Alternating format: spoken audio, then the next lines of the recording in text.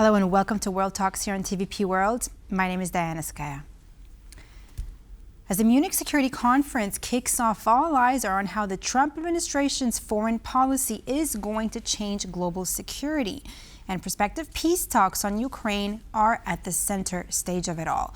Now, EU leaders are facing demands for increased defense spending and uncertainty over U.S. commitments to NATO and Ukraine. Now, let's recap this first day of the conference. Joining me now is Spasimir Domaradzki, political scientist at the University of Warsaw. Good evening. Thank you so much for being with us here on World Talks here on TVP World. Good evening, and thank you for the invitation. Now, Spasimir, in Munich, a conference on global security with the participation of the Vice President of the United States. In Warsaw, the visit of U.S. Secretary of Defense Pete Hegseth. Now, as for the expected cooling of relations here between the Americas and Europe, we have a major offensive of American diplomacy. What can you say about this? Well, two things. The first one is the Munich Security Conference is an annual event, so there is no much surprise. On the other hand, we have the new administration getting on board and slowly starting to set up its agenda. And it's actually absolutely normal that we will have high-ranking visits also in Warsaw, which is one of the key points in the context of this horrible war in Ukraine. It is the fastest route to deliver support and to back up Ukraine. And it is the most staunch ally of the United States in Europe. So in that sense, this visit is absolutely necessary, especially in the context of what has happened yesterday with all these arguments, remarks, and first and foremost, the phone call between Trump and Putin, which is in a sense surprised all European allies and required a sense of both political and diplomatic mobilization, which requires to determine the framework of the interactions between the current American administration and the European leaders. How do you think that, exactly what you just said, that Trump's talks with Putin and with Zelensky are going to influence the following days of the Munich Security Conference? Well, I think that, this talk prior to the Munich conference diffused a bomb. It is a political bomb because all of a sudden the whole Western perspective and interpretation of the war in Ukraine was undermined not by someone else but by the American president. If you look at the informations that came out of this conversation, we can have the feeling that in a sense Trump embraces the Putin's narrative in order to interpret what is happening in Ukraine. And it is just terrifying because all the transatlantic logic was that it is the logic of the free world being able to stand together against the threats that aim not only to undermine the Western power and position in international relations, but also pillars of the whole international order. And now all of a sudden, we hear, not from somewhere else, but from Washington, that actually what has happened in Ukraine and the status quo which exists, it actually needs to be accepted in order to end the war. Now, this is the whole drama of this conflict, that in order to end this war, it can end on in two types of terms. The first one is Russian win, which means the status quo as it is now is being sealed. The second option, and it is the one that the West, and in particular the United States, we thought were striving for, was through this war to secure that no changes can be done in international relations through the use of force. And unfortunately, now what we see is actually undermining of these core principles. Do you think that Trump's multipolar world vision is a lasting shift, or is it just a temporary change?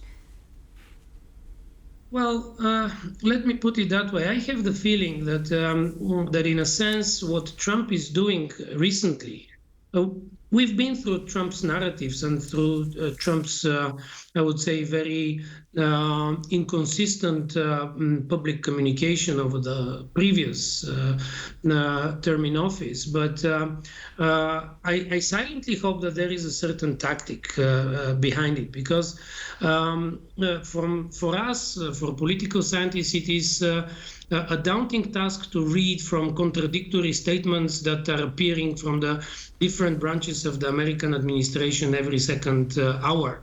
And on the other hand, I have the feeling that what Trump aims at is actually a continuous decreasing of financial presence of the United States across the world. One of the things that he wants to do is to increase the European awareness that Europe needs to become a geopolitical factor, that it needs to take on its shoulders the responsibility for its own security. It will be a painful process, and I think that what currently Trump's administration is doing is actually a signal that is pushing far beyond this narrative about spending 4 or 5% of GDP, but actually emphasizing on the need to become an active player. The problem is that Europe in its current shape is not ready for that. That was actually my question for you, but you just answered. Europe is not ready. Why? What is it going to take Europe and European countries to be ready for this? Well, let's start from the basics.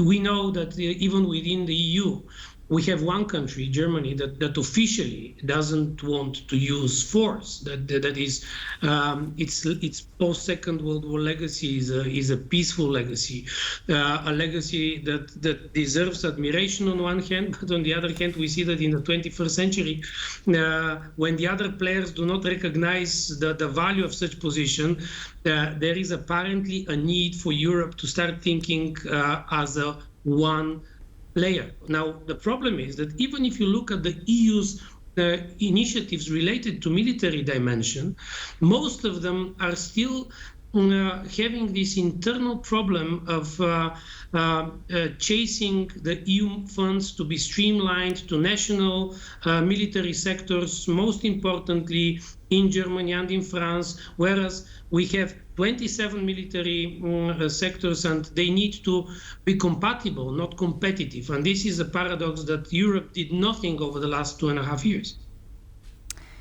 Let me ask you this. During one of the panel discussions in Munich, Republican Senator Lindsey Graham, now he referred to this mineral agreement with Ukraine. Now, let's make a minerals deal, he said, and then Putin doesn't understand what's going on. If we sign such a deal, Putin will be in a quandary because Trump will defend it. So now, do the Ukrainians have no choice but to let the Americans into their mineral resources in order to have America's support? Well, I have to admit that this is one of these absolutely scandalous dimensions of Trump's attitude towards politics. We all understand his background and his business type of approach towards politics, but unfortunately, this doesn't fit well in various contexts. And in particular, when you talk about such a disastrous situation as the war in Ukraine, when we talk about human lives, and all of a sudden you have this transactionist approach that if you sign a deal, we're going to do this and that, and if you don't sign the deal, we are not going to do this and that. Well, we all see it from European perspective that it is far beyond the question of what minerals are in Ukraine. And this is actually, I would say, one of these most primitive interpretations of international relations. If you recall how the war in Iraq was being interpreted, it was all about oil. All of a sudden now it appears that it was probably not so much about oil, but in general, that was the best interpretation. And now all of a sudden we have the American administration pushing forward a narrative about signing an agreement about minerals that no one was talking about up until 2 weeks ago. This is really a bizarre move. On the other hand, I agree with you. Yes, if this is a new mechanism that is going to be used against Putin, well, then probably there needs to be certain formula. But as I say, some of these things become not necessarily publicized, and especially in the context of what is happening in Ukraine. President Zelensky makes it clear that he does not trust Vladimir Putin. He called, calling him a liar. How to build a basis for peace talks on such distrust? Well, Zelensky's reaction is absolutely natural if you think what the American administration has caused. What appeared over the last 2 days was an enormous havoc, turmoil, confusion, which way we're going to go. And what is the worst part, which I'm absolutely confident that the Americans very well knew what it was going to trigger, was frustration in Europe, because all of a sudden this US-Russian connection takes place over the heads of all the European politicians. Technically, we claim we are allies, but in practical terms, you have someone who completely disregards the rest. And of course, I understand the argument also made by J.D. Vance today in Munich that, well, you should not take for granted that the Americans will always be here. I still understand the American push for Europe to increase its security and become a geopolitical player. But I think that the way how it is being interpreted fits much more for the internal American electorate than for international politics. Thank you so much, Spasimir Domaradzki, political scientist at the University of Warsaw, for sharing your insights with us here on TVP World.